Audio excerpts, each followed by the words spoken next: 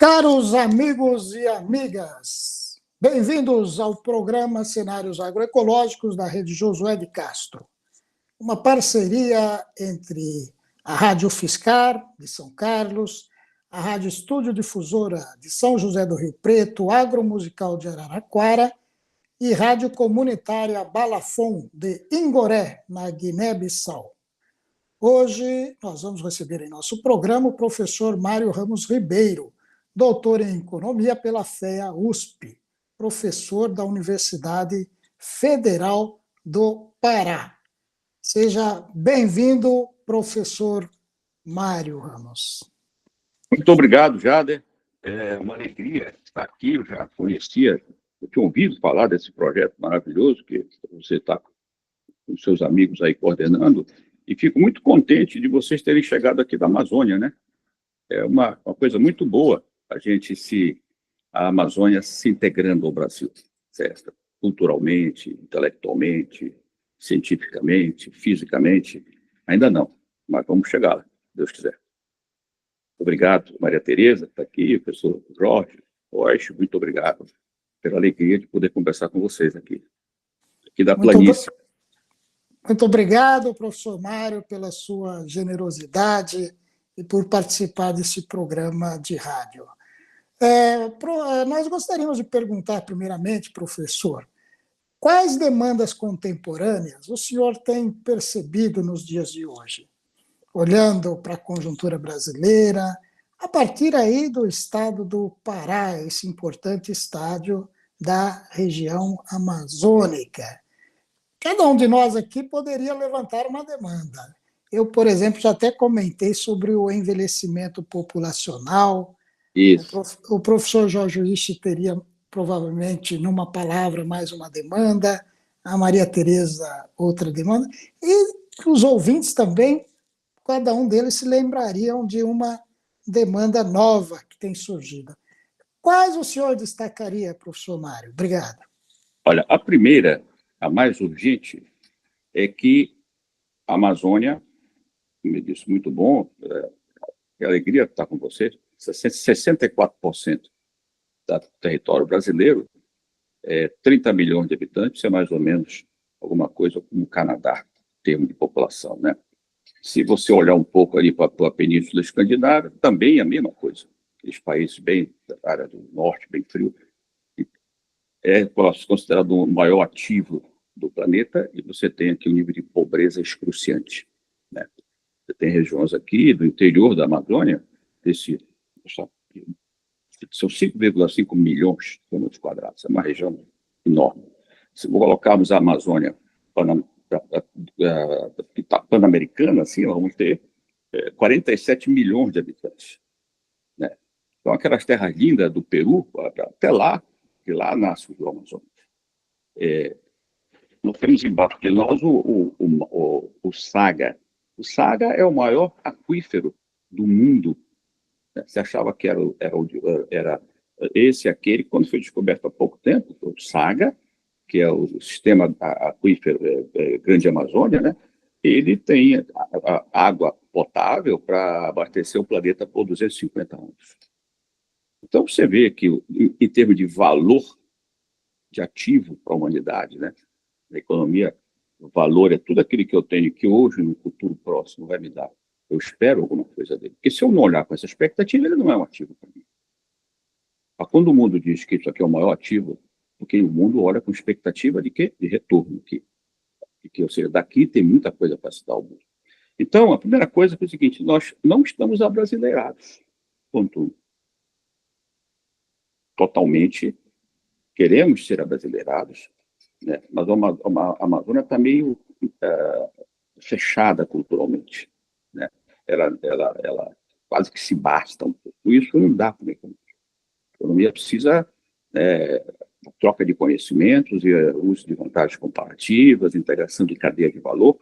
Tudo isso há muita dificuldade, porque nós temos uma densidade demográfica muito, muito baixa. As pequenas vilas que no IBGE aparecem como cidades têm distâncias de quilômetros e quilômetros uma da outra.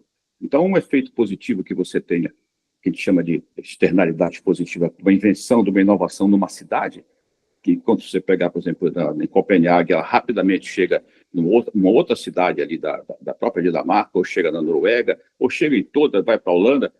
Isso é uma velocidade enorme. Aqueles países ali, né, se você botar os Países Baixos e botar toda a região, é um, em termos de felicidade humana, é o que existe de maior bem-estar que nunca se imaginou.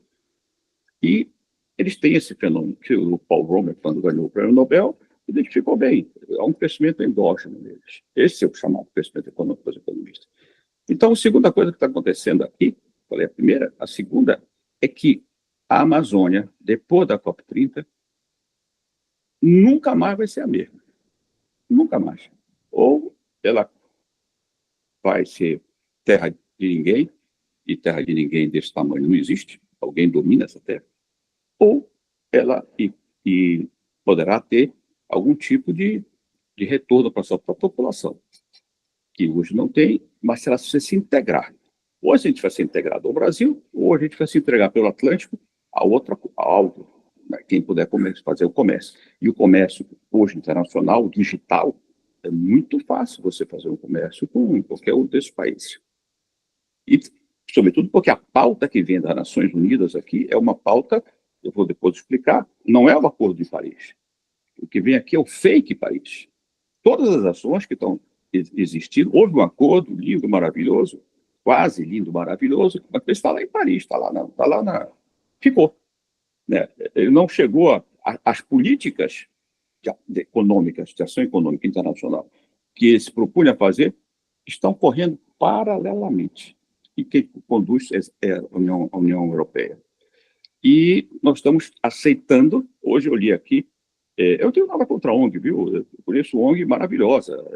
Vou citar uma só por título, a Climate Policy Initiative é um think tank maravilhoso. Tem ONGs que são verdadeiros think tanks. Mas, às vezes, você tem rede de ONGs. Isso significa um nível de poder muito próximo. Né? E você vê que, por exemplo, no nosso mercado do crédito de carbono, que foi aprovado ano passado, que só vai poder vigorar daqui a 6 anos, esses stakeholders, assim que eles aparecem lá, como parceiros interessados, eles vão ter poder de decisão. Nenhum outro na história tem. O documento que saiu do Banco Mundial, que orientou o nosso mercado de carbono, nunca foi. Califórnia, então, os Estados Unidos da América, você tem mais de 52 mercados regionais no mundo inteiro. A União Europeia, nunca ninguém ligou para isso. Quem decide são os europeus. Convido quem quiser. Mas lá não está assim. Não está assim. E nós não conseguimos perceber essa realidade. Imagina que quem vai decidir se você, professor Jorge, realmente você tem esse crédito de carbono que você diz que tem é verdadeiro ou não é verdadeiro, você tem um grupo aqui, pessoas que são pessoas interessadas. Né? Interesse, nós temos interesse em tudo. Não é para ser... pode falar, pode...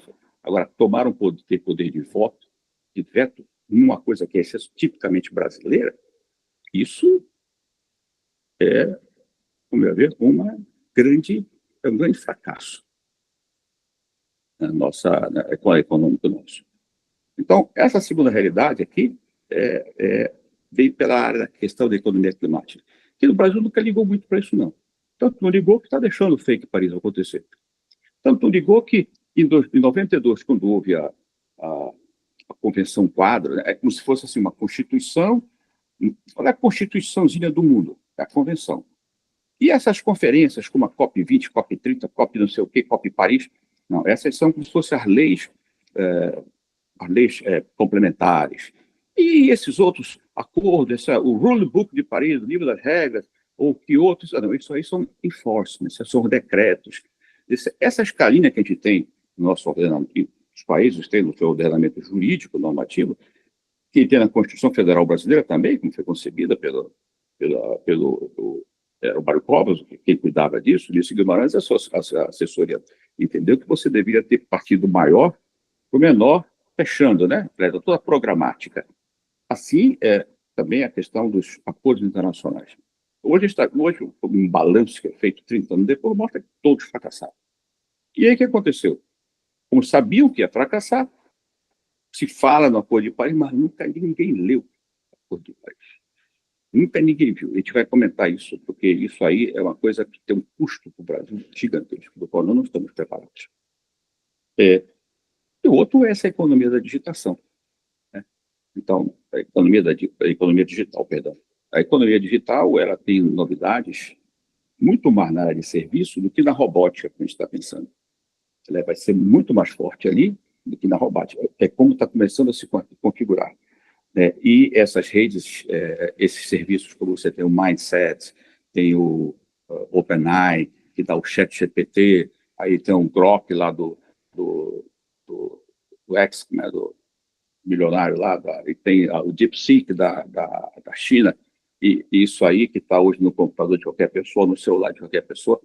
Esse é um nível de integração que a humanidade nunca conheceu, mas nós nunca estivemos tão distantes um do outro. E o Brasil não acompanhou no seu pensamento isso.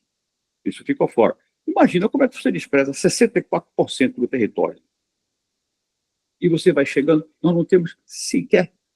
Eu sempre desafio, quando eu converso com jornalistas, eu não estou fazendo isso aqui, evidentemente, qual é o plano do Brasil para a mudança, para o desenvolvimento sustentável, primeiro? Não tem, né? Nunca teve. E para tal, que agora a palavra já leva a desenvolvimento sustentável. Se reparar aqui, quando no Rio, em 92, era desenvolvimento sustentável, tudo era sustentável.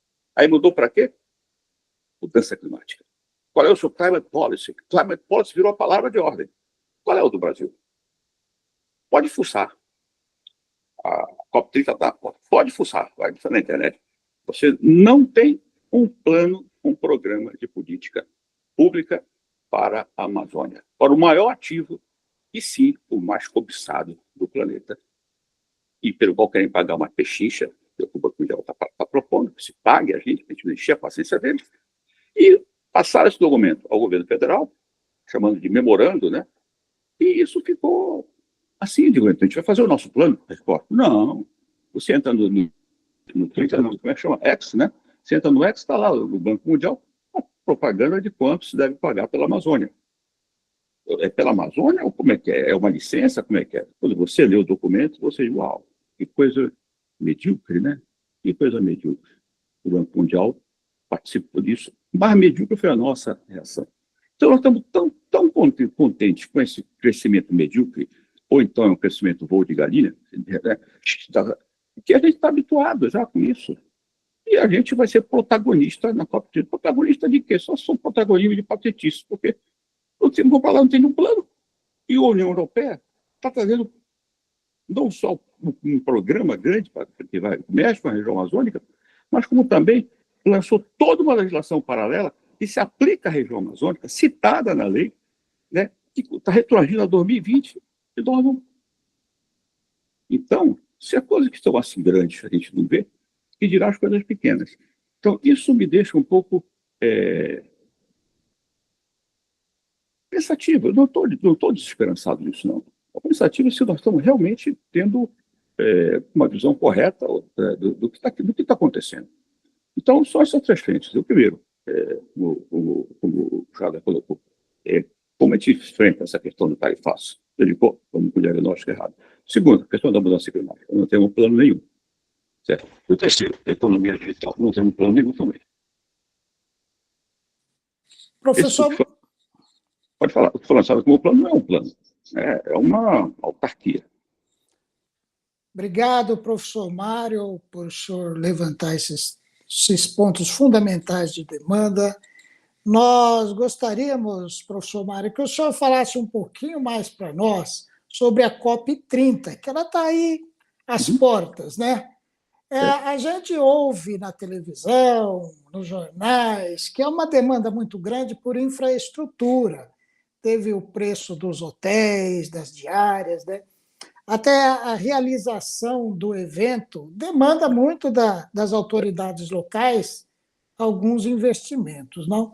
Mas o senhor antevê algumas pressões ou decisões que podem gerar um orçamento da COP, vamos dizer assim, que venha demandar novos investimentos, novas despesas sociais, de custeio, para o orçamento da União, por exemplo, a partir depois da COP, né? E se o orçamento da União ele já está preparado, porque nós estamos fazendo a LDO agora, né? Já está sendo preparado para absorver essas despesas ou não? O senhor falou que trará grandes É, compromissos. Como financiar esses se compromissos? for só na questão do orçamento, vou fazer o seguinte: olha, você sempre dá um jeito. Né? A gente já teve tudo desse orçamento. Por exemplo, como é que a gente está tendo superávit? Aparece superávit. Depois que entrar essa coisa louca de resultado primário zero, como é que eu posso falar que resultado primário zero? Ou você tem superávit, ou você tem déficit.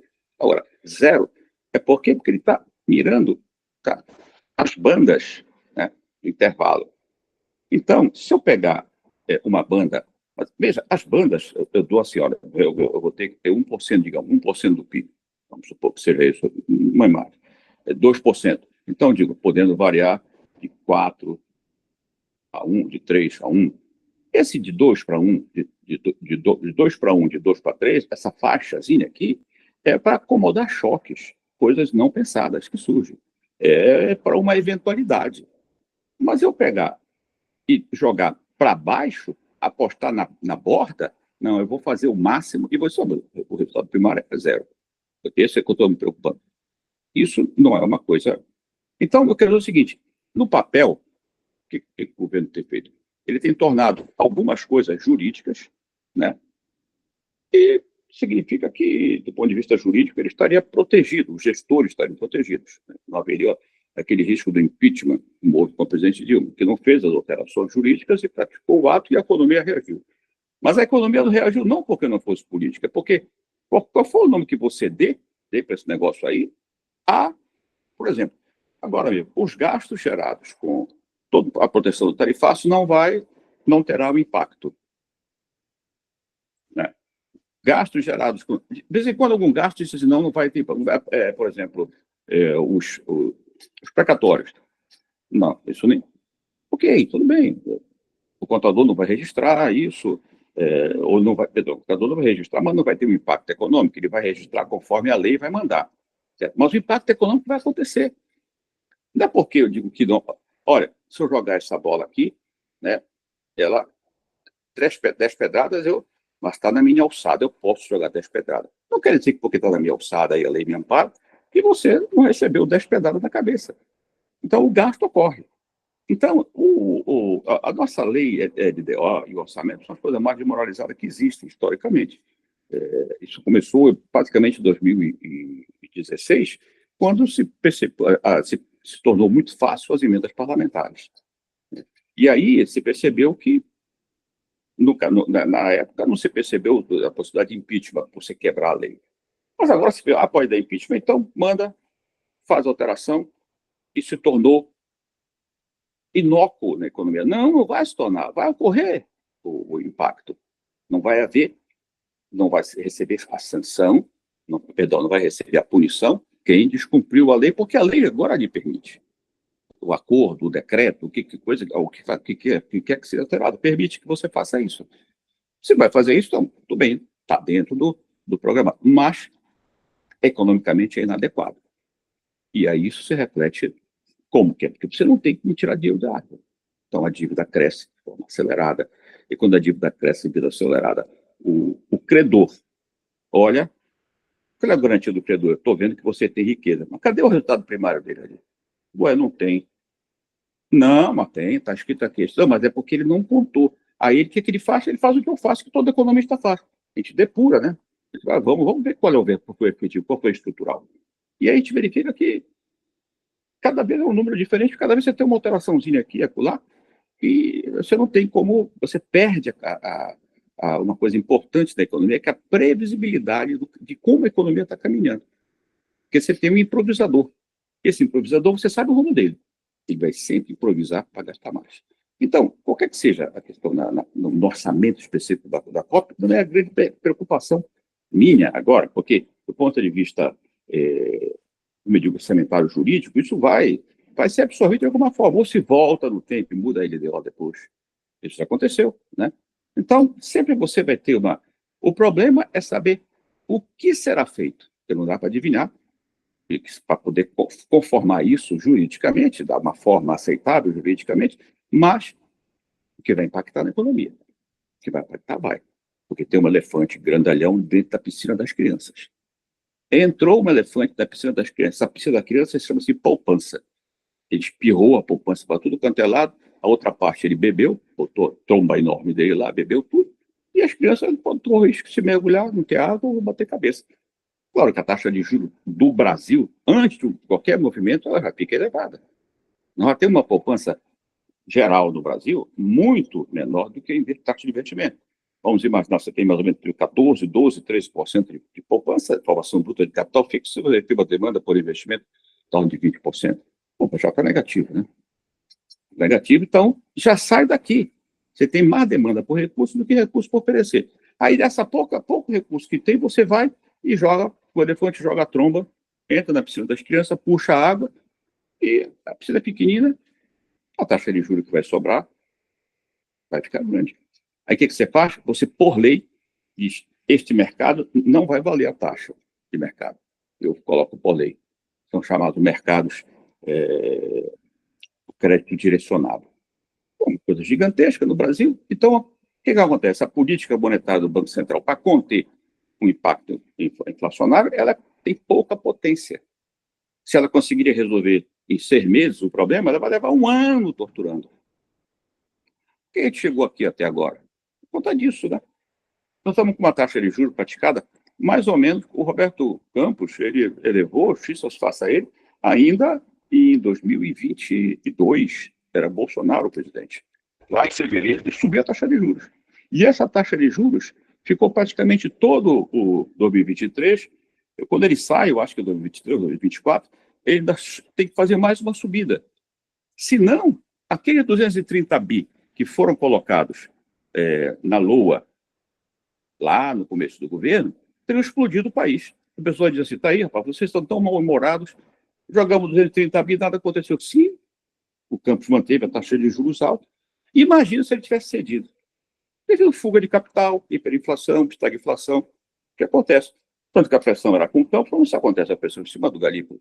E o Galípolo vai pegar a coisa numa outra situação. Agora, acabou de acontecer um caminho ruim conosco, né? Hoje à tarde, a subida da inflação americana, o dólar sobe. Que é a expectativa é de que talvez o Banco Central americano vá mexer a taxa de juros para conter a inflação. E se eles subirem a taxa de juros, eles deixam de prestar a ajudinha que estavam prestando para a gente em 2023, 2024. Aquela ajudazinha que deu, né, uma respirada. E podem passar a ter complicar a nossa vida se as taxas de juros forem subir, se tiverem se manter elevadas. Aqui sobe toda a taxa de juros no mundo inteiro começa a balançar, sobretudo aqueles mercados que são mais dependentes. É o caso do nosso aí, né? Então, do ponto de vista fiscal, eu acho que o que quer que seja feito no orçamento ali não é problema. O problema é que as decisões que vão ser feitas na COP30, com base no que traz a União Europeia, não só agora, mas o que ela tem feito, vão ter um impacto fiscal muito grande para que a gente não perca a região amazônica do ponto de vista econômico ou do ponto de vista de soberania, certo? Eu acho que nós temos mal dimensionado essa questão. Na parte da questão da mudança climática. Duas coisas mundialmente que a gente está mal dimensionando. Que está todo mundo por aqui com gasto, que a gente não pode contar com isso aí. E segundo, que a mudança climática, eu não discordo, nem tenho como discordar de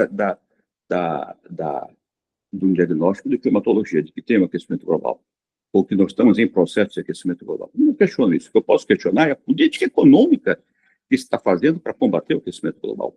Que a política econômica que está sendo feita não está sendo feita por economistas. Economistas, pelo menos os brasileiros, não foram ouvidos. Muitos americanos foram. O prêmio Nobel de Economia,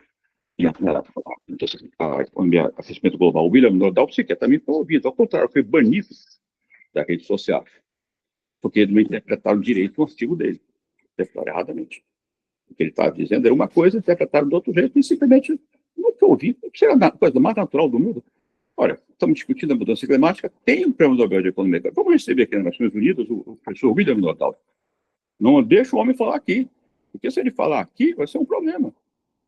Imagina, era a coisa mais natural, né? Uma urgência, né? Em vez de botar a Greta para falar, com todo respeito à garota, nada contra a mocinha, eu acho que ela foi manipulada pelas Nações Unidas. Acredito que ela tem absoluta honestidade no seu desejo de um jovem, que o futuro seja melhor. Tem absoluta. Enfim, ela está sendo transparente e honesta. Mas seria muito esperado que ela se chamasse William Goldbach. Poxa, o mundo nunca teve um Nobel de aquecimento global, na área de economia.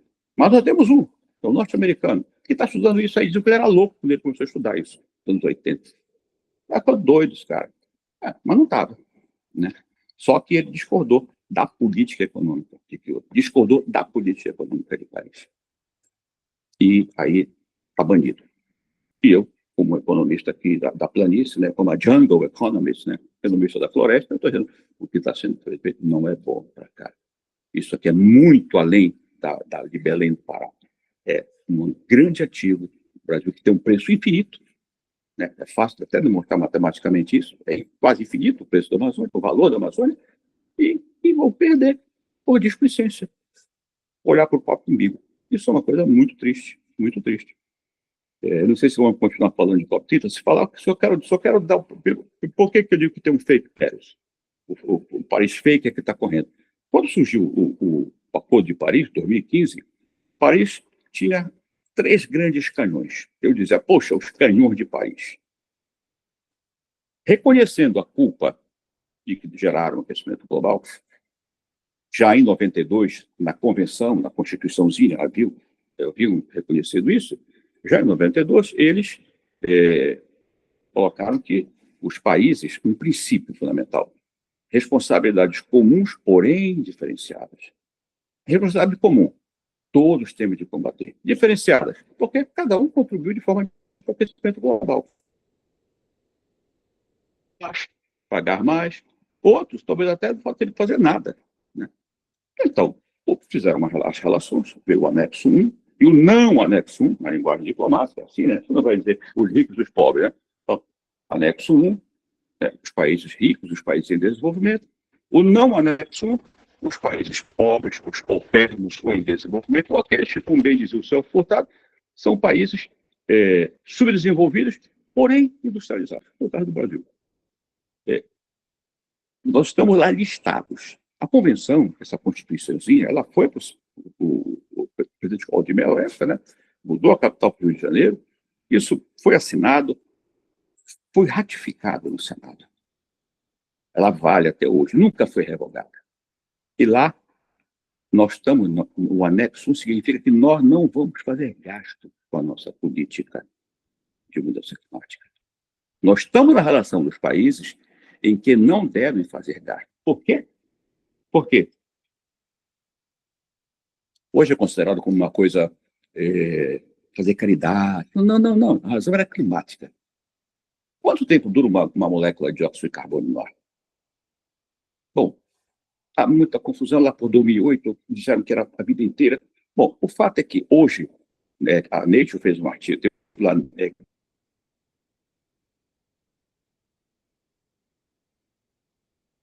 carbono.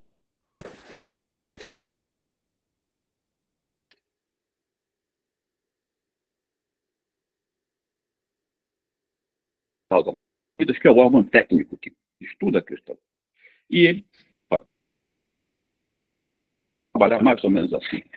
Ele aí, uma vez emitida a molécula, né, de dióxido de carbono, ela vai ficar, hoje mais ou menos, a Royal Society adota esse padrão, que foi iniciado pelo David Asher, ela fica cerca de 250 a 300 anos no ar, e aí ela começa a cair. De tal forma que 30% disso cai, mais ou menos, nos primeiros 30% cai nos primeiros 300 anos, e o restante vai se diluindo aos pouquinhos, de 300 anos em diante.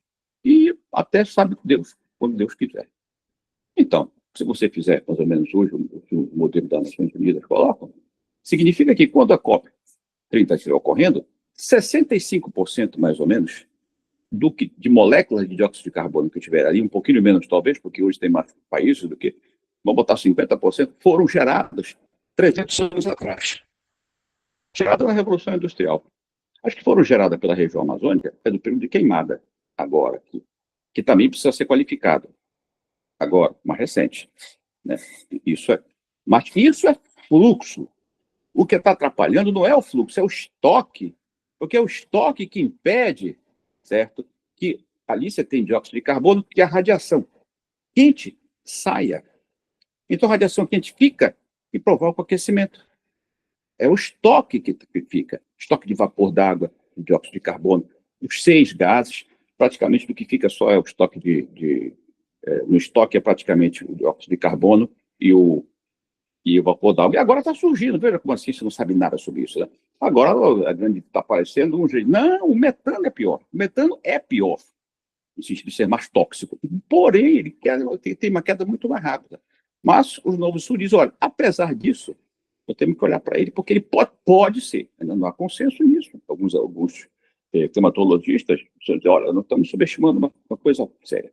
Então, veja só, o Brasil entrou em 92, portanto, como sendo um dos países subdesenvolvidos, industrializados, como se diz o Celso Furtado, ou em desenvolvimento, ou emergente, como fosse colocado ali, na lista dos que não deveriam tirar um centavo, mas estariam obrigados a agir. Eu vou te dar o dinheiro e você age.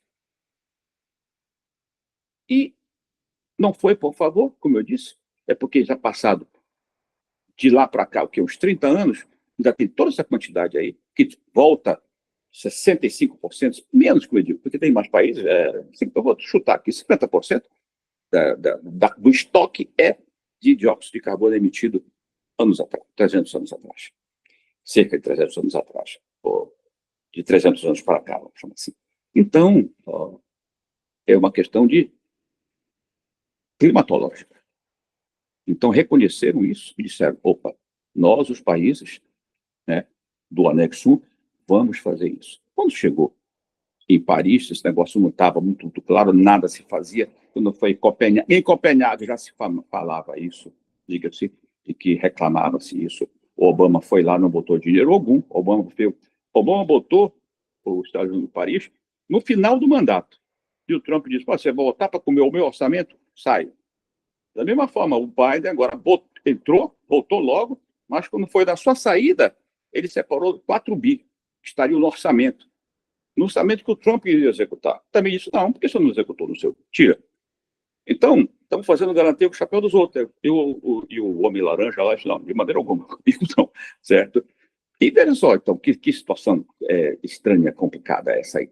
Porque você chega no momento em que, na hora, Paris veio e escreveu, por força da Argentina, que liderava o G77. Vamos escrever isso aqui. Aí no artigo 9, podem gravar, 10, 11, podem conferir, quem estiver ouvindo o programa. No 9 está dito que eles vão financiar as nossas atividades de ações para evitar a mudança climática, que eles chamam de mitigação, e as ações para adaptação. Quer dizer, se a mudança for pequena, ou se a gente não conseguir evitar a mudança climática, a gente vai ter que se adaptar. Uma enchente dessa como o Rio Grande do Sul, ou essas que tem aqui no Acre, no Amapá, enfim. Minas Gerais tem, né? De Minas Gerais ali, Paraná, tudo tem esse problema. Então, até hoje, a Ilha do Marajó, seguramente, né? Enfim, se isso piorar, são as ações de adaptação. Eles desenvolveriam lá, as inovações necessárias, as tecnologias necessárias para os países que o pessoal hoje chama do Sul Global, que é chamado do não anexo 1, e esses países receberiam essas inovações, porque, claro, que essa mão de obra aqui não tem como gerar inovação, porque é um problema de transição energética. Como a gente vai fazer isso? Se até agora o mundo líder não consegue, né? Os noruegueses, os dinamarqueses não conseguiram, os americanos também não conseguiram nada de escala mundial, então tem que ajudar as pessoas aqui que não têm sequer condições de vida civilizadas em algumas coisas. Então, nós vamos bancar essa despesa. A terceira é o seguinte, e se tudo isso for feito, a mão de obra não está conseguindo. Eu consegui financiar, eu consegui fazer inovação, mas quando chegou lá, o pessoal não sabe o que fazer. Então, nós temos que preparar essa mão de obra, essas pessoas, né? E aí, é o grande momento que eu acho que do Acordo de Paris, é o chamado de capacity building. desenvolvimento de capacidade, construção de capacidade, seja da força laboral, seja de regras e instituições para isso. Bom, domínio, isso é uma coisa de país. E dali, todo o mecanismo de ação local, enforcement, nos países, era ser usado por uma coisa chamada o livro de regras do país.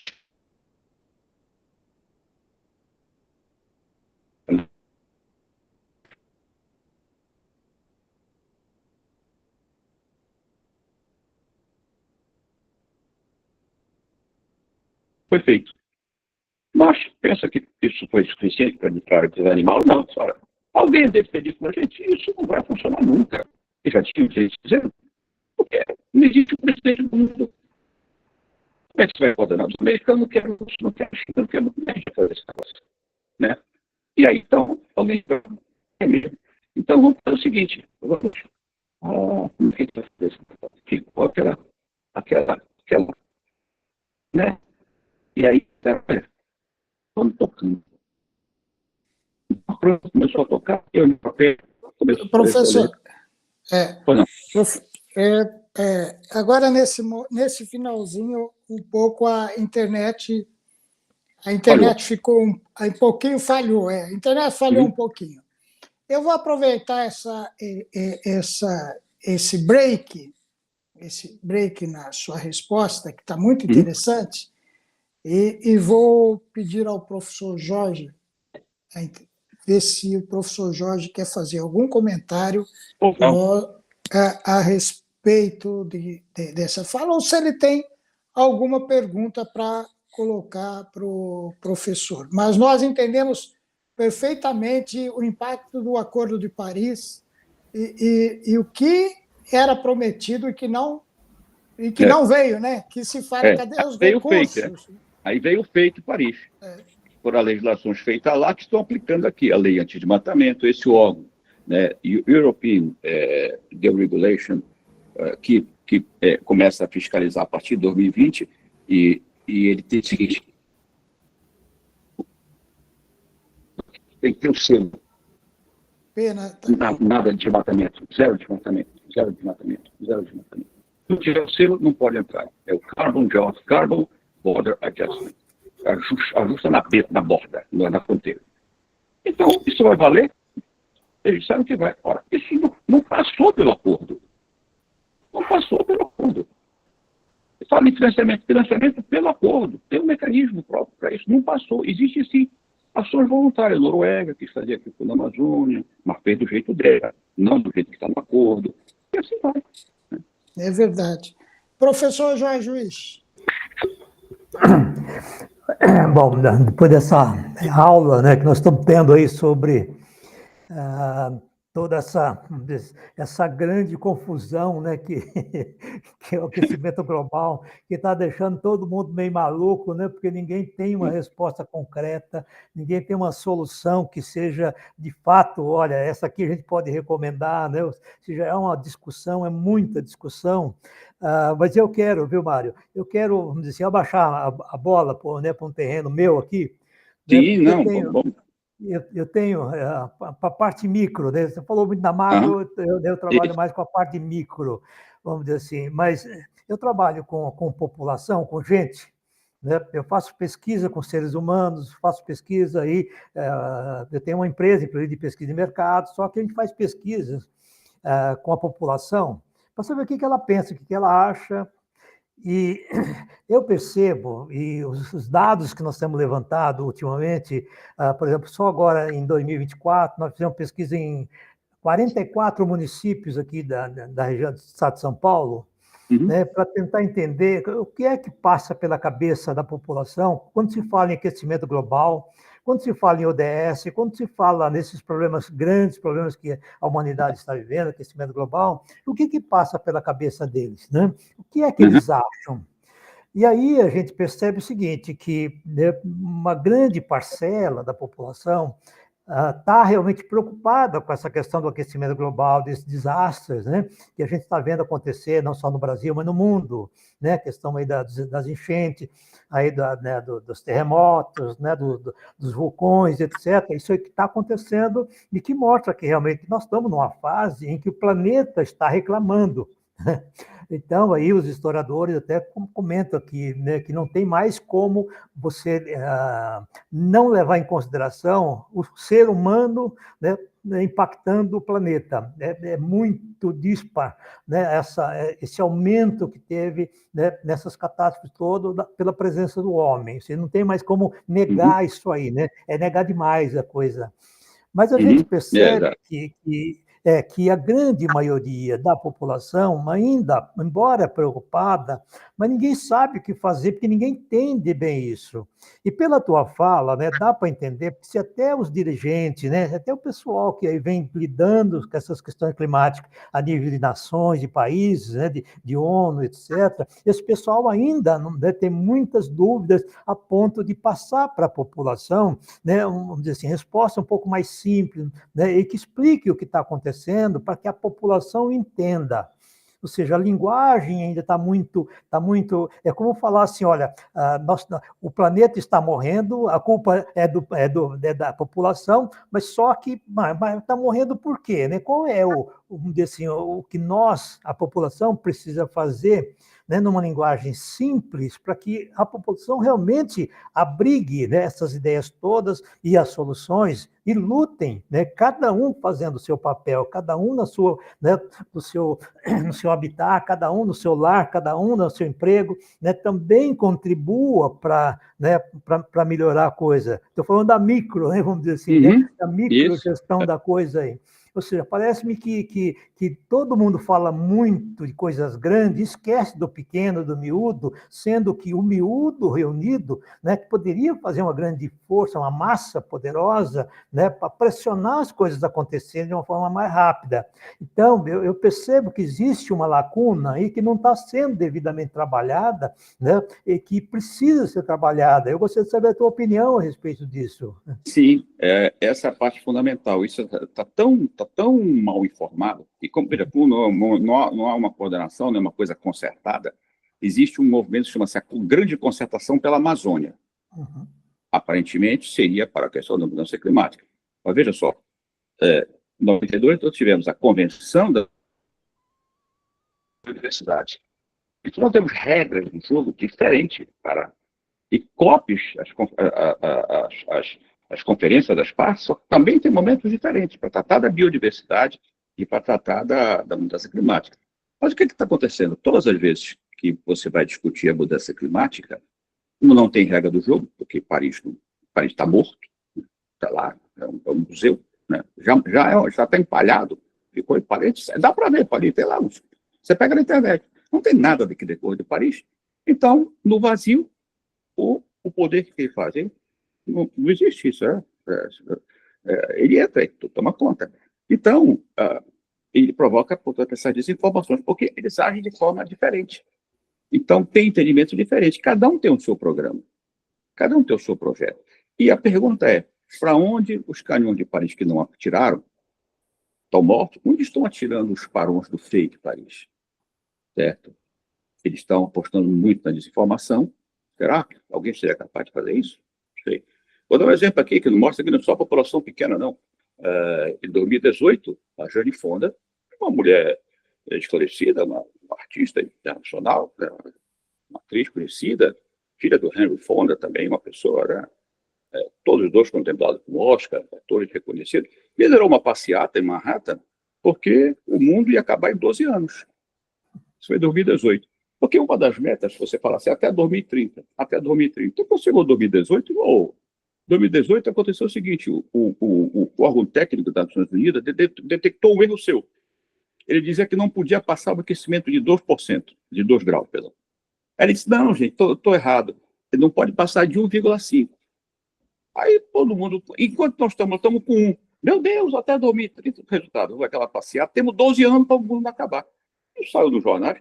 Isso forçou, houve muita brincadeira, mas eu não me lembro de nenhuma correção feita pelas Nações Unidas ali. Foi, claro, uma coisa absurda. Lembro de uma correção, numa coluna no New York Times, que é o jornal assino por dever, porque eu tenho que saber o que pensa aquele jornal, mas do economista excelente, que é o Gernot Wagner, que trabalhava com Martin Weitzman nessa área, dizendo: ei, o pessoal está entendendo errado. Quando a gente fala de esses 12 anos, 2030, porque a gente está fazendo mais contas, mas o problema, se não fizer nada, é 2100. Mas se uma passeata, então você imagina, se nos Estados Unidos, em Nova York, na ilha de Manhattan, uma pessoa como a Jane Fonda lidera um negócio desse, e não sai uma nota de esclarecimento das Nações Unidas, por que eles vão tentar esclarecer alguma coisa aqui? Isso só me leva a crer, sinceramente, que não, ou já estão aposentados. E estão aposentados precocemente, porque já surgiu o Clube do Clima. O grupo do G7 já existe. O Clube do Clima é o projeto da London School, o documento está pronto e já está atuando. Entre na internet, esqueça, o Clube do Clima, é Climate Club, botei Climate, você vai ver que tem cerca de 50 países já nisso. Eles comparecem compareceram em 2023, 2024, nas conferências das partes. Ele deve vir a Belém também. Mas o Clube do Clima tem outras regras. Significa o quê? Que o que está acontecendo aqui não tem nada a ver com uma coordenação inteligente global. Até porque o Clube do Clima tem uma posição totalmente diferente do que tem nas Nações Unidas. É de que o G7 vai ser o presidente do mundo, mas o G7 está brigando, né? É guerra. Então, por enquanto, a gente está no meio barco, mas isso não vai ter solução. Essa parte de desinformação, você tocou na coisa que é mais criticada, não só pelos economistas, mas o pessoal das ciências sociais, sociólogos. Tem um cientista político excelente, o David Victor, tem 3 ou 4 livros sobre isso. Eu gosto de ler os artigos dele. Eu acho que a gente tem que aprender muito com os economistas, com os sociólogos, os historiadores, os antropólogos, com o pessoal da comunicação, com o pessoal da área do direito. E o David Victor diz o seguinte: em 2016 ele disse, vem cá, foi a primeira pessoa que escreveu um artigo da Nature dizendo: Paris é só um ponto, só papel, não tem nada, porque já passou um ano, né? E daí diante ele veio acompanhando, e ele é uma das pessoas que diz o seguinte: olha, faltou, as ciências sociais não participaram.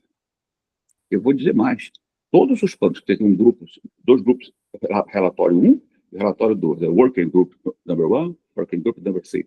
Então, esses relatórios, os 2 primeiros seriam uma das ciências físicas, o outro seria das ciências naturais, o outro seria socioeconômico. É feito, a maior parte não tem participação na área socioeconômica de sociólogos, antropólogos, cientistas políticos, economistas, não tem. O último, feito agora, a última revisão é a 6ª revisão, o Assessment Report número 6, que está disponível, estão fazendo já vai ficar pronto um outro, que é o que vai ter força aqui na COP30. Ele tem uma proposta de política econômica, e o que ele fala de desenvolvimento é um pouquinho de nada. Ou seja, o desenvolvimento econômico na região amazônica vai ser o preço de se ter o acordo. Não porque o que está escrito ali, mas pelo que o fake Paris está fazendo. E nesse sentido, né, alguns países europeus são muito bons em colonizar. Não foi à toa que o presidente Lula também e o presidente Bolsonaro, todos dois disseram que era neocolonialismo isso. Um no momento e o outro no outro. O presidente Lula disse, o presidente Bolsonaro disse antes, mas o presidente Lula disse quando a Ursula von der Leyen foi entregar para ele a lei anti-desmatamento da União Europeia, e que fala da bioeconomia da região amazônica. Quer dizer, eu acho que o presidente ficou perplexo, que o Jânio Quadros teria botado era para correr de lá, com aquele famoso episódio do embaixador americano, né, na questão da operação. Oh, meu Deus, esqueci a operação de alimentação para a América do Sul. E eles mudaram a coisa, o Jânio botou ele para fora. Mas o presidente Lula foi bastante educado até e disse: olha, isso é neocolonialismo, você está mudando a parte. Alguém tem que dizer ao presidente que não é só isso, não. Toda a legislação criada na União Europeia já trata disso aqui. Paris não funciona, o Acordo de Paris não funciona, nunca funcionou.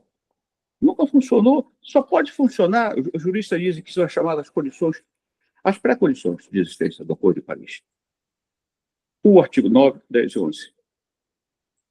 Se não funciona, aí fica uma estimativa de que teriam que gastar com os países em desenvolvimento cerca de 1 trilhão e 300 bilhões de dólares por ano. 1 trilhão e 300 bilhões de dólares por ano é muita coisa. Vocês não conseguem gastar 100, 200, 300, isso é ad libitum, né? E eles agora já estão fazendo a contabilidade do OCDE, estão misturando tudo, até recurso do FNE, do FNO já é usado para combater a mudança climática, que não é verdade. Esses fundos profissionais, os fundos orçamentários nossos também não são feitos para isso. Então, é um negócio que, olha, é uma casa de mãe Joana, né? Uma casa de mãe Joana. E é isso, aí vale aquela que meu pai sempre dizia, nunca subestima a sabedoria popular. Ele lá da fronteira do Pará com o Angola, né? Filho de pescador. Ó, a população tem um senso de sabedoria. E o pessoal está reclamando, chama-se, na linguagem sofisticada, de ausência de transparência, de compliance, de aderência, certo? A solução está indo ad libitum, é no ombro. Você está no ônibus, vai dando ombrada aqui, ombrada ali, até chegar na cadeira da frente. É o que está acontecendo. Certo? E o Brasil, aconteceu agora um episódio que foi vexatório para nós. Os países mais, do eixo, que eles chamam de sul global, 77 países entraram na Corte Internacional de Justiça, por causa desses artigos dela. Puxando mais, pegava o 4.1, 9, 10, 11 e o 6.2. Tudo é essa questão, esses artigos, a questão de quem paga a conta, quem carrega o ônus de bancar as ações contra a mudança climática. E, por unanimidade, a Corte disse que os países listados no anexo 1, os países ricos, eles têm a obrigação e o dever contratual de honrarem. Os países pobres fizeram uma grande festa. O Brasil não estava nisso. Em 2023, o Brasil não participou. Não tem nenhuma assinatura do governo brasileiro ali. Por quê? Nós somos grandes? Eu acho que a gente tem uma sensação de megalomaníaca, é uma síndrome, né, de megalomania que nós somos. Gente, o Brasil é um país subdesenvolvido, industrializado. O senhor Furtado colocou uma expressão corretíssima, né? E o pessoal está esquecendo aí é que se não tiver gente, não tem como combater o crescimento global para sempre. Os próprios países capitalistas mais ricos dizem, para que isso funcione, tem que ser intergeracional. Na linguagem dos economistas, tem que ser dinamicamente consistente, ou seja, tem que ser intertemporalmente equilibrado. Mas isso, de geração para geração. Você vai gastar isso aqui ad libitum, né, à vontade de cada um, e daqui a uma geração você vai gastar de novo? E vai gastar de novo? Os países mais ricos dizem, não, isso eu não vou botar meu dinheiro ali, porque é uma coisa de doida, não tem plano, não tem nada. Não tem. Então, eu vou cuidar daqui, o que está acontecendo. O investimento em energia renovável dentro de seus países. Os americanos não vão entrar, eles não vão entrar, porque o que eles têm de ação para a questão de mudança climática interna, naqueles 50 estados, é uma federação que funciona, uma federação, diversos estados, são mais de, olha, pelos conhecidos que eu cheguei a ver, eu encontrei cerca de 30 planos entre estados americanos que tem desenho. É um projeto deles, mas tem. Significa que não há insensibilidade quanto a isso. Há insensibilidade quanto, para que eu vou passar esse dinheiro? A gente tem que fazer o nosso próprio juízo. Que é outro ponto que você colocou ali, que é a questão geopolítica.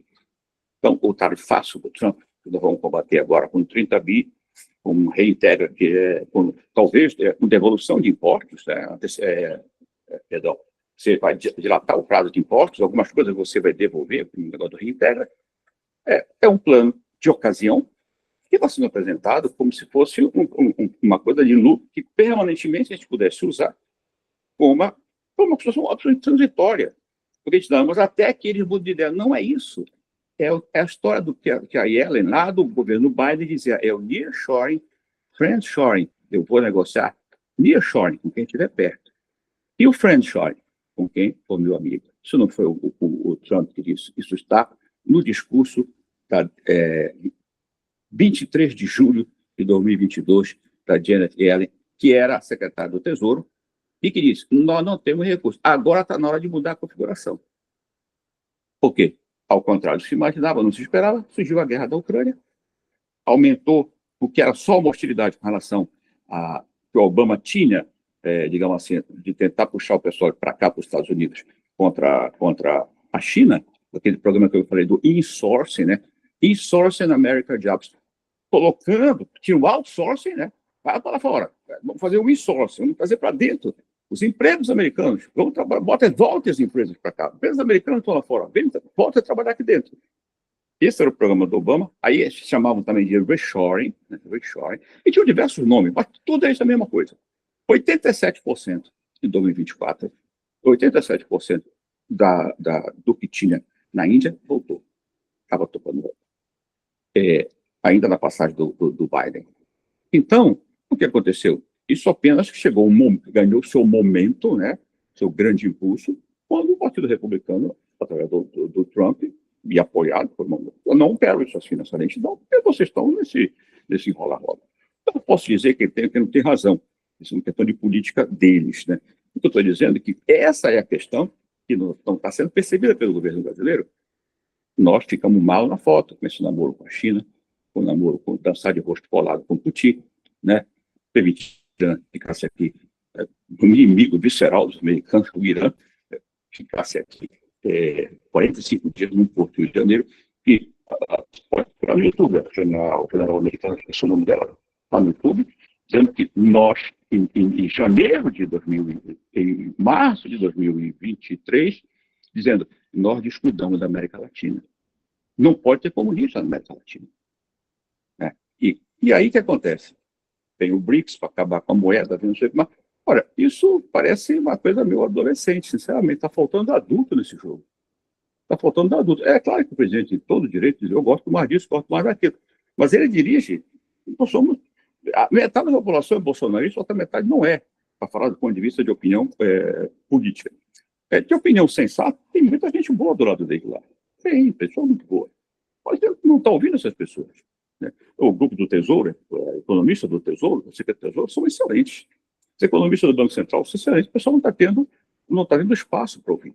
Está ouvindo o Celso Amorim, a política externa, que é um fracasso, porque ele adora essas coisas. Isso são né, folguedos de juventude, de adolescência. Não pode. Isso está custando ao país, essa guinada para lá, tem um preço caro. Porque já antes do Trump, Obama e Biden tinha a figura do nearshoring, do friendshoring. Meu amigo, vamos conversar, está pertinho de mim. Eu lembro do Paulo Guedes dizendo, está vendo, gente? Isso tudo para o Brasil decolar. Ele diz assim, nós estamos perto e nós somos um parceiro muito antigo. Temos grandes parcerias com os americanos. Isso levava o Paulo Guedes àquela euforia, dizer, isso aqui, essa condição vai passar e nós estamos perto. E aí ele viajou para encontrar ela, lá. Quando voltou, fez várias palestras sobre isso, para tentar mostrar, agora, não estamos, temos condições, nós estamos perto da maior potência econômica do mundo. Nós somos amigos dela. E agora, nós somos inimigos, não? O que está acontecendo? Está faltando habilidade política na geopolítica. Vou lhe dar mais um dado. O último do discurso Obama, ainda da famoso State of the Speech,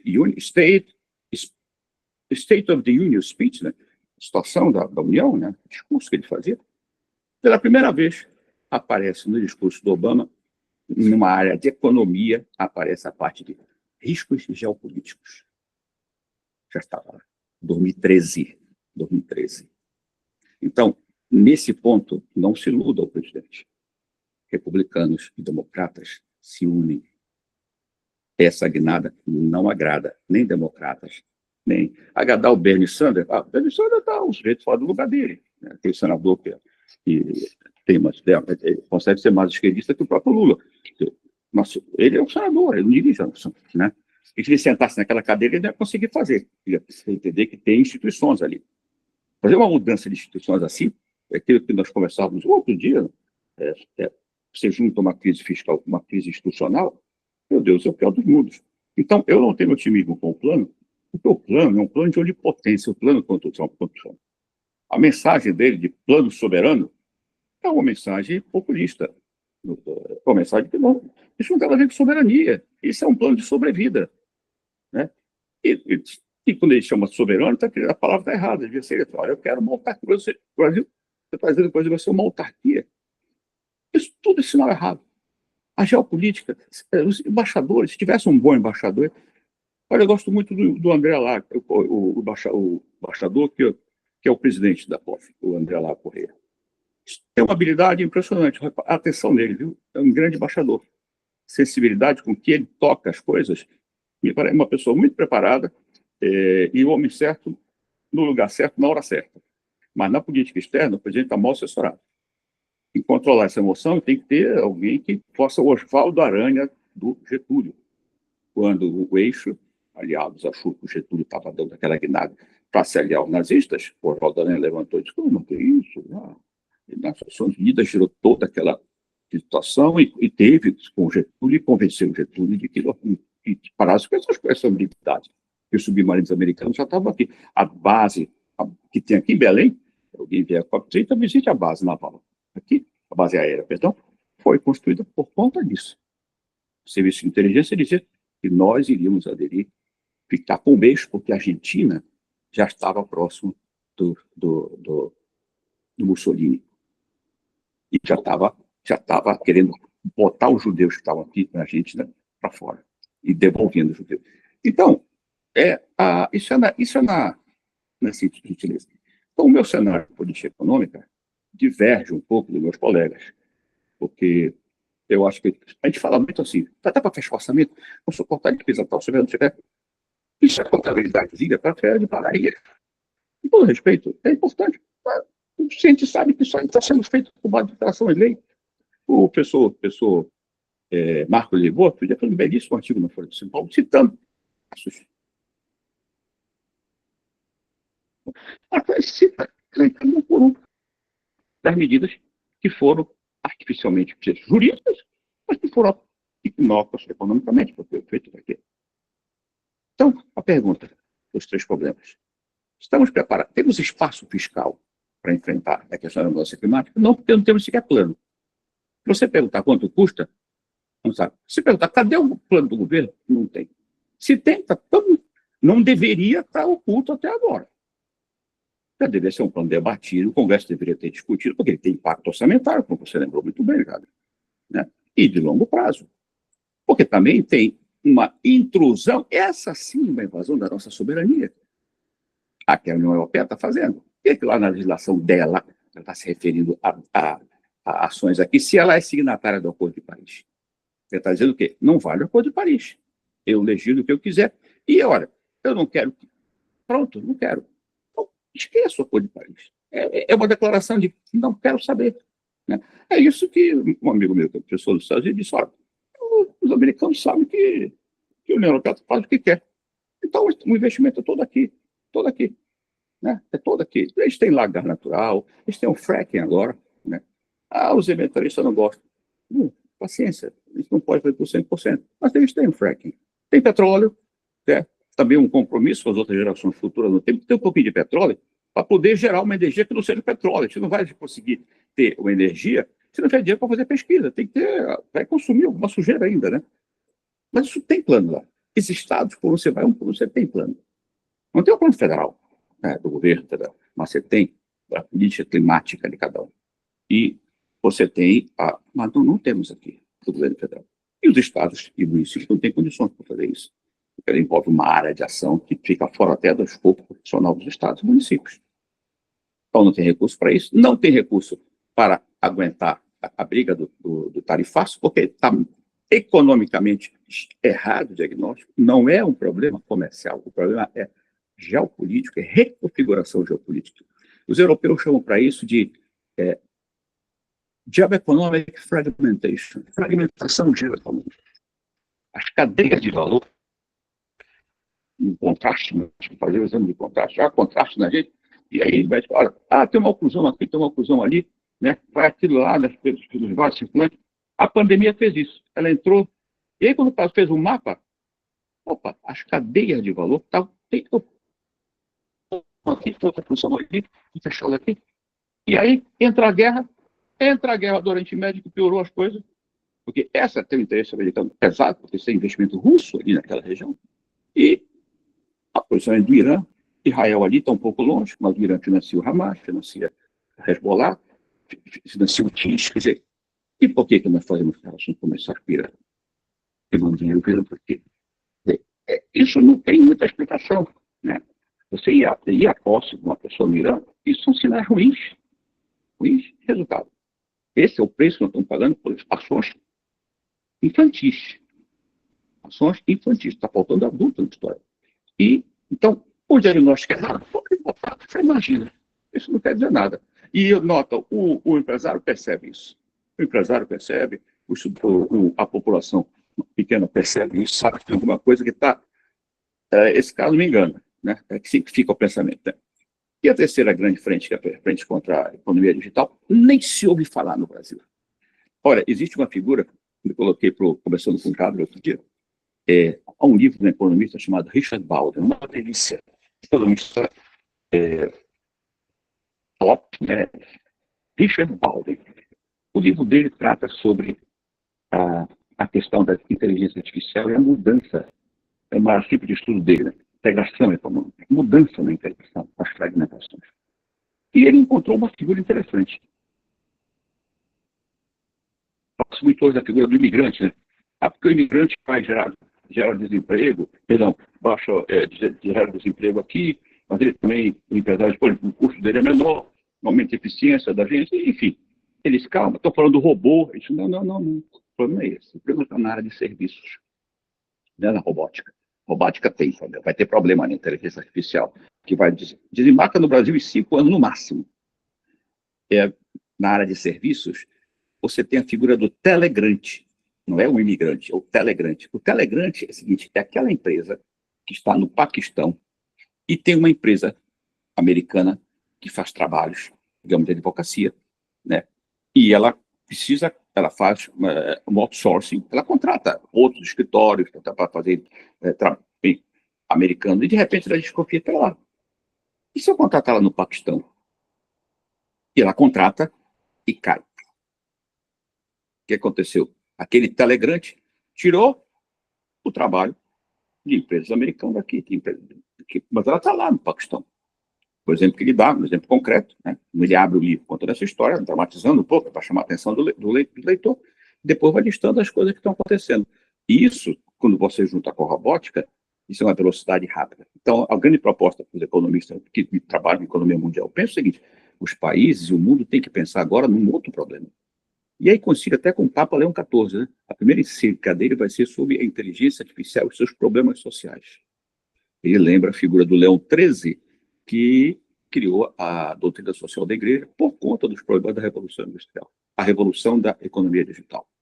Vai gerar problemas sociais. Então, como é que a gente vai agir? É preciso discutir a ética disso. E os economistas dizem o seguinte, nós temos que fazer passo a passo e criar uma rede de segurança. Porque o desemprego, se isso vier com essa velocidade, o nível de desemprego, que ele não quer saber de idade, não quer saber de nada. Ele quer saber se eu puder reduzir 100 caras a 2 robôs, vou tirar os 100 caras. E se eu for abrir uma empresa, quanto você pensa? Não precisa, eu tenho um robô. Já pensou? O que é isso, né? E isso está cada vez mais forte. O New York Times relata aqui agora uma epidemia maluca que está tendo com o ChatGPT e os usuários do ChatGPT que botam o nome nos seus... Eu uso, o meu chama Elvis, né? Elvis. O da Grok eu chamo de Cinderela, que é uma mulher que fala, é um homem, eu falo dela. Mas na hora do meu trabalho eu pergunto, Cinderela, né? Pergunto, Elvis, aí boto os dois, discordo, um ouve o outro, e o que é isso? São secretárias de luxo, né? Olha, o Elvis fez o trabalho, seu trabalho está ruim, Cinderela. E eu quero que você faça a pesquisa, mas eu dei os parâmetros. São auxiliares, eles vão fazer a busca. Eu não vou na biblioteca, tem que pegar isso ali. Eu quero uma coisa mais rápida e facilita para todo mundo, se bem usada. Mas estão usando a parte efetiva isso. Né? Esse uso da parte efetiva vai desde dizer o seguinte, meu filho, como é que eu, olha, da minha prateleira aqui, tem essas coisas aqui, como é que eu faço uma comida que ele goste? Começou assim, e tem problemas psiquiátricos. O próprio New York Times está processando né, o OpenAI por conta de episódio desse tipo. Não sei se ele não disse com quem, se jornalistas ou alguma coisa assim. Ele diz na matéria, e nós estamos também processando o OpenAI, que é o dono do ChatGPT. Quer dizer, é uma coisa meio...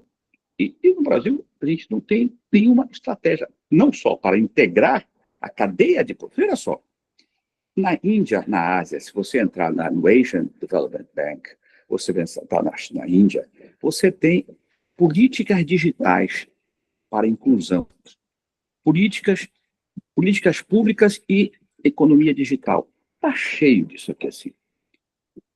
Não foi no governo hoje alguma coisa.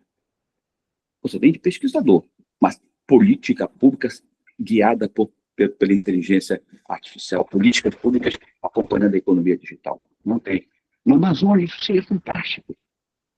Porque a distância que as pessoas ficam uma da outra, você tem miserávelzinho aqui do lado, aí tem outro, 100 mil anos depois o outro miserávelzinho aqui. Né? Não vai ter externalidade positiva de um outro.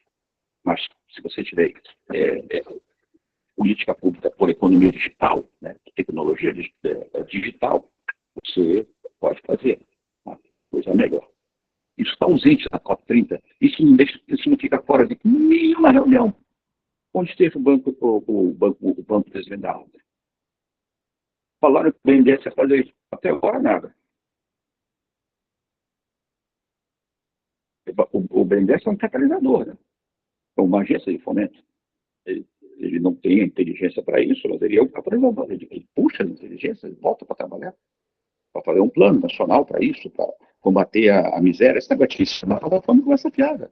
O Gilberto teve o relatório do Banco Mundial aqui sobre a situação da Amazônia, certo? A situação da... Estamos ficando contentes com o micharia, né? É para isso que a gente está querendo construir um país para o futuro. Eu perdi um pouco a esperança no político se a gente não apertar o político, uma fase que o deve dizer, né? Se não gritar, não ganha. Se não gritar, não ganha. Se não gritar, a gente não tem chance nenhuma. E aqui na Amazônia nós estamos extremamente conformados com isso. E o trem está passando, né? E Carolina, né? Não olhou, né? Então, nessas três frentes, eu não vejo como a gente tenha situação fiscal intergeracional para equilibrar a economia. É sempre um voozinho de galinha. Aí alguém faz um outro remendo aqui, aí muda, sai do remo do teto para o arcabouço fiscal. Se você pegar o último retorno do Tesouro, você tem três gráficos. O primeiro, como é que ficava? Extremamente otimista do arcabouço fiscal. O segundo, o terceiro, para você equilibrar em 2027. O Tesouro diz, é impossível. Você não vai equilibrar em 2027 nunca. Certo? Nunca. Não tem isso aí. Isso é delírio. Os técnicos estão certos. Os técnicos está lá, não é escrito, foi publicado agora o trabalho. Certo? Houve uma matéria da Folha de São Paulo, só, se não me equivoco, do valor econômico sobre ele. E eu fui lá, baixei, está muito bom o trabalho. Está parametrizado, tem, claro, tecnicalidade que não pode discordar do outro, mas ele está no rumo certo. E ele não se furtou a botar o gráfico, botou. Mas isso não comoveu ninguém. Se você não comover, você não vai demover, né? Então, a gente fica no choro, né? Fica no choro. A conta está sendo muito alta para o Brasil. E não vamos agravar essa conta com guinadas à esquerda, porque não dá certo. Não dá certo. Geopoliticamente, os americanos nunca vão aceitar que um país do tamanho do Brasil tenha uma ideologia como a de Cuba. Nunca. Nunca vão aceitar isso. Nem democrata, nem republicano, não vão aceitar isso. Não esqueço que o Kennedy era democrata, quando houve a guerra para o problema da Baía dos Porcos. E ele cogitou de mandar. Foi aquele problema todo, né? A última pessoa que ele conversou foi com o Bob, né? Por sorte dele, não precisou ele tomar a decisão, porque os navios russos voltaram. Mas a ideia de fazer uma base ali. Eu tenho alguma dúvida se isso aqui vira Cuba, né? Vão querer botar uma base aqui? Não é uma dúvida disso aí. Então, não tem que ter base em ninguém aqui, pelo amor de Deus, nem de americano, nem de russo, nem de soviético. Isso é, de novo, onde estão os adultos? Onde estão os adultos? O pessoal do agro está apanhando um bocado. Eu tenho acompanhado muito agro, né, aqui na região amazônica. Há por exemplo, queimada. Nós temos queimadas naturais, queimadas legais pelo Código Florestal e queimadas ilegais. Quando se faz isso aqui, você fala queimada de modo geral. Mas vem cair a distinção. Queimadas aumentaram. aquela queimada natural tem na Califórnia todo ano, né? Tem na Europa, tem na Alemanha, tem aqui no Congo, aqui no Brasil tem, aqui para baixo que você tem.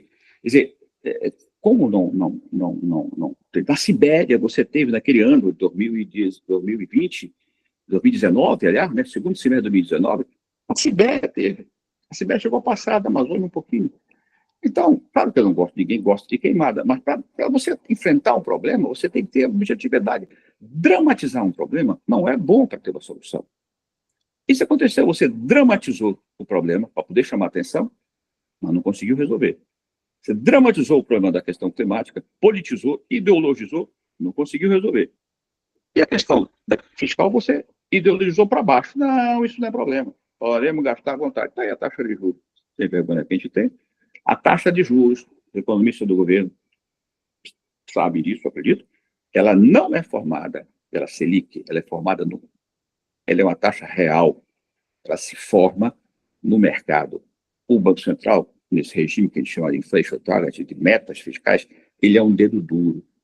Ele acompanha a taxa, que a gente chama de taxa neutra de longo prazo, de curto prazo do juro real, e verifica o que ele tem, digamos assim, os seus painéis, seu relatório, se ela como é que ela está diariamente, qual é a tendência daquilo. Ele percebe se ela está subindo ou não. Isso é um plano do governo, de endividamento do governo federal.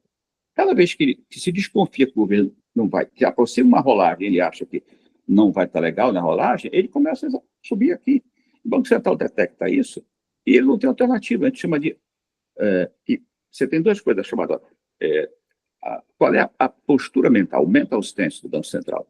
Se a taxa neutra, no curto prazo, está aqui, digamos, 6%, e ele está calculando que a taxa real está em 8%, né, ele vai ter que botar uma acima. Se está abaixo, né, digamos, a taxa neutra está aqui em 6%, ela tá aqui em 2, 3%, a real que ele está encontrando ali, o que ele vai fazer? Ele pode respirar um pouquinho, né? Pode respirar um pouquinho. A rigor, ele poderia até baixar mais do que isso, né? E certamente as pessoas cobram, porque o modelo do Banco Central, todo mundo tem. Todo mundo tem. O regime de metas inflacionárias, economistas que acompanham a área financeira tem o seu... Primeiro, o entendimento de como funciona, e depois você tem um modelito que roda os números, né? Então, isso a gente chama de uma função-reação que o Banco Central tem. Ele reage. Porque se ele não reagir, ele fica atrás da curva de juros. Isso já aconteceu com o presidente Tombini, infelizmente, no Banco Central, e deu aqui em 2015, 2016, tivemos o sede de graça, que foram essas duas recessões, de 13,5% em 2015 e 13,5% também em 2017. Se a gente jogar isso aí, isso não dá 7 não para voltar, você tem que botar qual é a taxa do potencial. Então, você significa uma perda de 10% do produto, assim, uma brincadeira. Estagflação. Olha, eu, sinceramente, quando começou o governo, eu imaginei o seguinte: o presidente Lula teve Meirelles 1, teve o Meirelles 2, né? Ok, então ele sabe como. Ele tem que ter o presidente do Banco Central que não siga refém do Tesouro. Pronto. O Meirelles fez uma excelente gestão no governo. Eu nunca imaginei. Ele tira um modelo Tombini, né? Com a Dilma. Então, ele vai olhar o Meirelles comigo, baixou a taxa, chegou mais ou menos um pouco de 7%, depois a Dilma subiu, chegou lá para 15%, a taxa Selic, e vou escolher quem? Eu vou lá para o Tombini, para o Meirelles, né?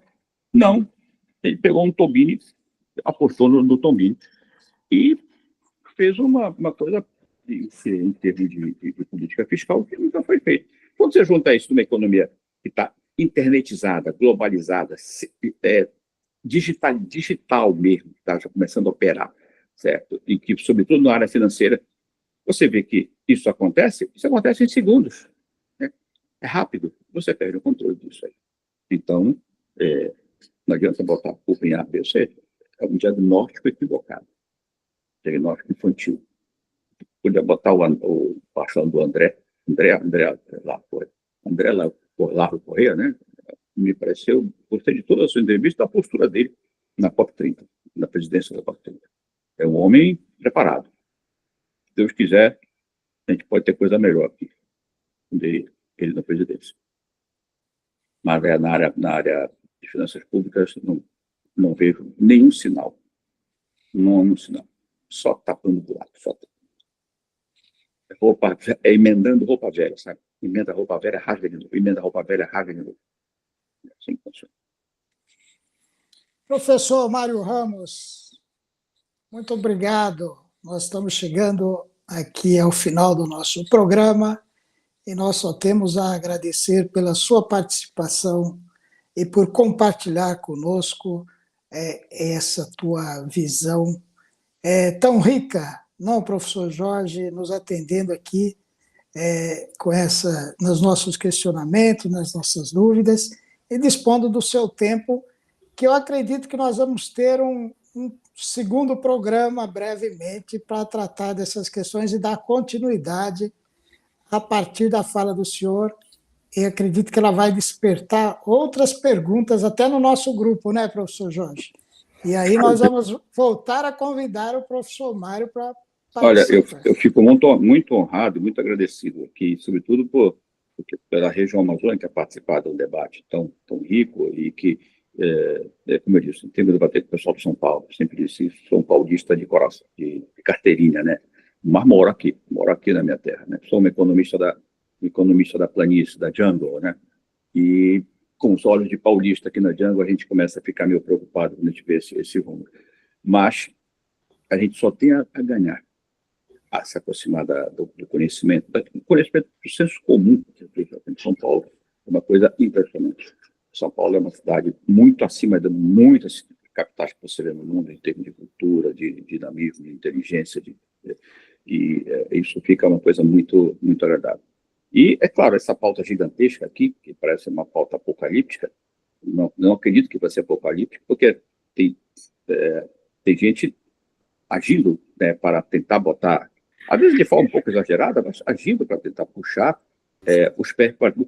Não dá para baixar para a realidade assim, porque você, em vez de você olhar a árvore, você tem que primeiro olhar a floresta, vai ter um rio bem ali, então, depois eu decido a trilha que eu vou seguir, né? Aí eu desço, né? Mas se a gente não subir, a gente vai para o caminho errado. E eu acho que a gente pode descer a conversa depois, assim, na rota. E aí, gente, como é que a gente vai fazer? Essa é a grande questão dessa qual é a alternativa?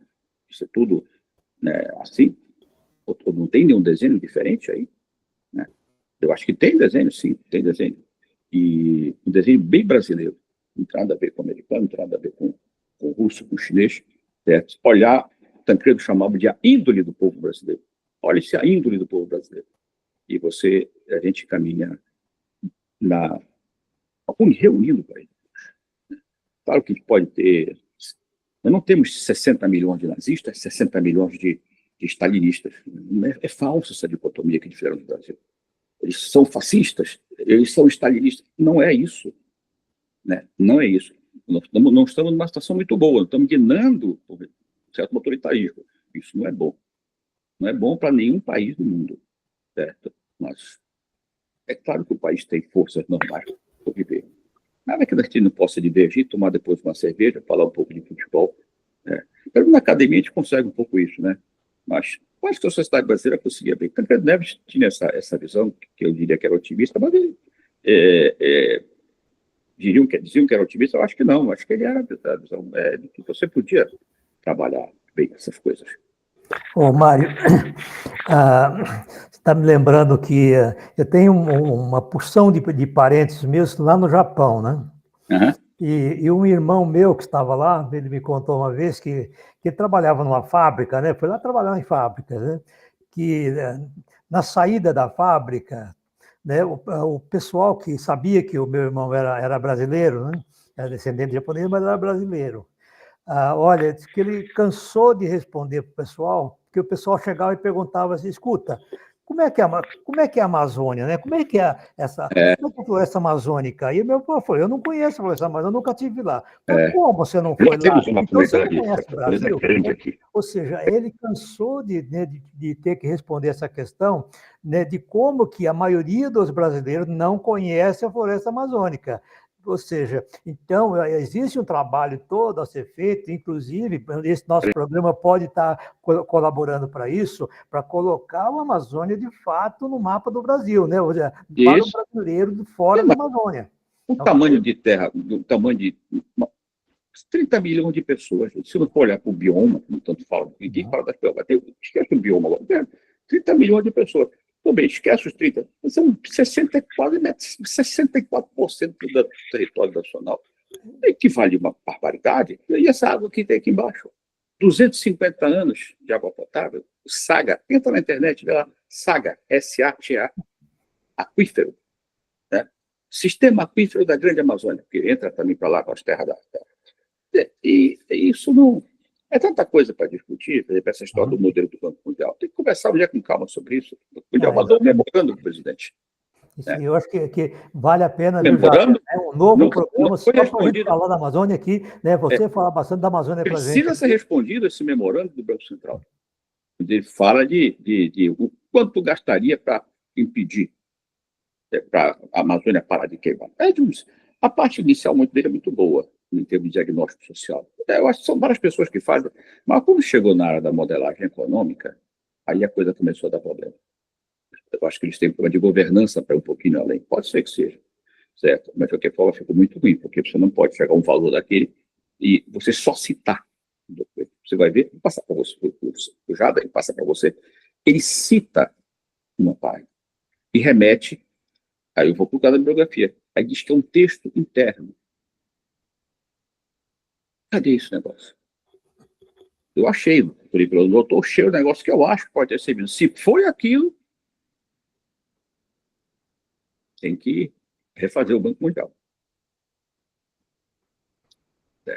Vamos sim, professor Jorge, professor Mário, vamos sim. Vou passar esse documento. Você passa ao Jorge, que é da área de estatística, ele vai ver lá, quando ele chega a esse valor, eu não me lembro agora o valor que é, e eu vou também mandar junto o que eu acho que foi. Eu acho que foi o documento do economista agora do Banco Mundial. E tem problemas graves, né?